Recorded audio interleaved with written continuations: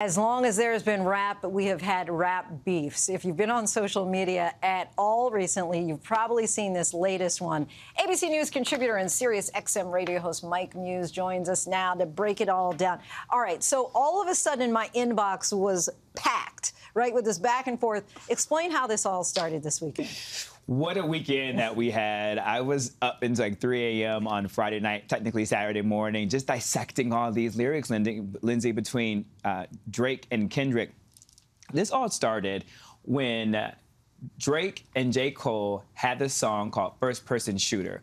In that song, First Person Shooter, J. Cole makes a line in reference where he says, it's the big three, Kendrick, Aubrey, and me, but then he goes further and says, but he's Muhammad Ali, as if he is the GOAT. And as you know, the discourse of the modern rappers of this era has always been the fighting word. And the top three has technically been Kendrick, Drake, and J. Cole, the comparison analysis. Well, that came out. Kendrick didn't like that. But what we heard subsequently was that Kendrick was invited to participate in First Person Shooter, but he declined because he felt that he and Drake still had some issues to resolve because they have done some subliminal beefs, shots to each other.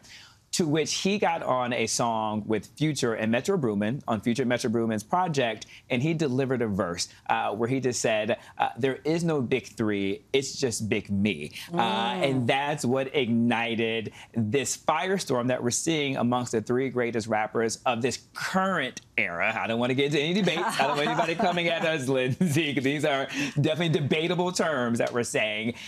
J. Cole actually decided to respond, but then subsequently took his song off all the platforms. Because he then, before a live crowd, was saying he felt bad. He apologized, basically. It wasn't really in his character, but people had egged him on so much. It is. It's all about who are your friends, right? And so, like, his friends were egging him on, felt like he needed to respond. Now, Drake has said he's bowing out, right? But you were still looking at your phone just to check, to just see if there's been a response, because this is happening in real time.